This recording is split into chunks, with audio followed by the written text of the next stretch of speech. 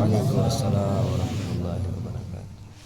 لك الحمد يا الله والصلاة والسلام على سيد المرسلين وعلى آله وأصحابه أجمعين أما بعد فأعوذ بالله من الشيطان الرجيم بسم الله الرحمن الرحيم ومن أعرض عن ذكر فإن له معيشة ضنكا ونحشره يوم القيامة على وجوهه أعمى صدق الله مولانا العظيم وصدق رسوله النبي الأمين المكين الكريم ونحن على ذلك لمن الشاهدين والشاكرين والحمد لله رب العالمين۔ آئیے ہم اور آپ مل کر بارگاہ رسالت پاک میں درود پاک کی نظریں پیش کریں۔ پڑھے میرے ساتھ باواز بلند الصلاۃ والسلام علیک یا رسول اللہ، الصلاۃ والسلام علیک یا حبیب اللہ، الصلاۃ والسلام علیک یا نور اللہ، صلی اللہ تعالی علیہ وسلم۔ حدیث مبارکہ میں آتا ہے اللہ کے رسول صلی اللہ تعالی علیہ وسلم فرماتے ہیں اذا مررتم بریاض الجنت فلیرتعوا، یعنی کہ تم جنت کے باغوں میں سے جب نکلو تو اس میں سے کچھ حصہ لے لیا کرو۔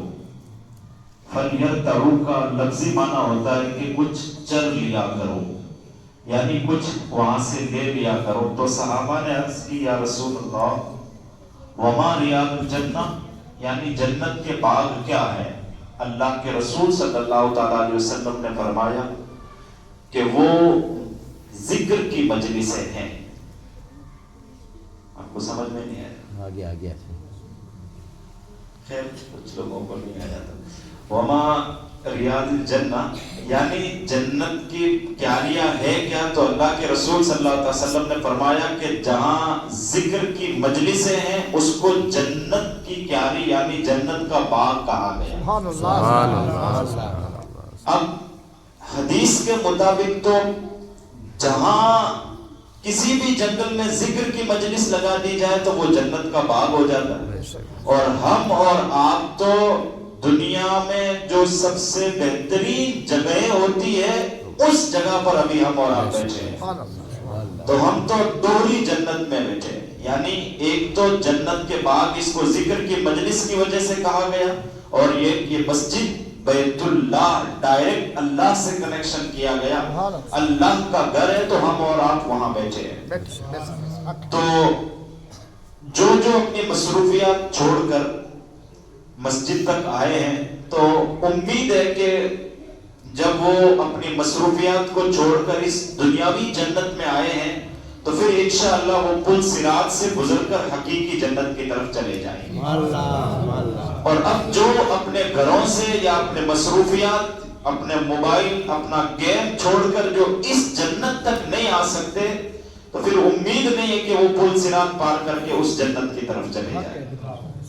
جس طرح مردوں کے لیے مسجد جنت کی باغات میں سے ایک باغ کہا گیا، اسی طرح عورتوں کے لیے گھروں میں وہ جگہ جہاں وہ مصلی بچھا کر نماز پڑھتی ہے ان کے لیے وہ جگہ جنت کے باغوں میں سے ایک باغ ہے۔ اب جو عورت اپنے موبائل کو، ٹیلی ویژن کو، اپنے تمام تر مصروفیات کو چھوڑ کر مصلی تک جا سکتی ہے تو وہ پل صراط پار کر جنت جا سکتی ہے۔ اور جو اپنے آپ کو ٹیلی ویژن پر مصروف رکھے، موبائل فون پر مصروف رکھے، ادھر ادھر کی لغویات میں مصروف رکھے تو پھر امید نہیں ہے کہ وہ پل صراط کو پار کر کر عبور کر کر اس جنت کی طرف چلے جائے۔ آج کی رات شب برات کے نام سے ہم اور آپ جانتے ہیں، پہچانتے ہیں۔ شب یہ فارسی کا لفظ ہے، برات یہ عربی کا لفظ ہے، دونوں کو ملا کر شب برات کہا جاتا ہے۔ شب کا معنی ہوتا ہے رات اور برات کا معنی ہوتا ہے چھٹکارا۔ اللہ رب العزت اس رات میں نبی محتشم صلی اللہ تعالیٰ علیہ وسلم نے فرمایا کہ جب شعبان کی 15ویں شب آتی ہے تو رب قدیر بنی قلب کے بکریوں کے بالوں کے برابر لوگوں کی مغفرت فرماتا ہے۔ بنی کلب عرب میں ایک قبیلہ تھا، آج بھی اس طرح کے قبیلے موسوم ہیں، لوگ جانتے پہچانتے ہیں، اور وہ قبیلہ ایسا تھا کہ جن کے پاس بکریوں کی کثرت تھی۔ ہمارے یہاں پہ بھی ایسا ہوتا ہوگا کہ کسی گاؤں میں کوئی چیز زیادہ ہوتی ہے، کسی میں کوئی چیز زیادہ ہوتی ہے۔ فرمایا کہ وہ ان کے پاس بکریوں کی کثرت تھی، بہت زیادہ بکریاں تھی، ان گنت بکریاں تھی۔ اگر اتنا ہوتا کہ بکریوں کے برابر مغفرت کی جائے گی تب بھی بہت تھی، لیکن اللہ کے رسول صلی اللہ تعالیٰ علیہ وسلم نے فرمایا کہ بنی کلب کے بکریوں کے بالوں کے برابر اللہ مغفرت فرماتا ہے۔ سبحان اللہ۔ رب بلاتا ہے اپنی طرف لوگوں کو، ہے کوئی رزق مانگنے والا جسے رزق دیا جائے، ہے کوئی اولاد کی متمنی طلب کرنے والا کہ جسے دی جائے۔ ایک دنیاوی اصول ہے، آپ میرے گھر اچانک آئے تو امید ہے کہ کھانا تیار ملے نہ ملے، ناشتہ تیار ملے نہ ملے، چائے کے لیے دودھ بھی ملے یا نہ ملے، لیکن اگر میں بلاؤں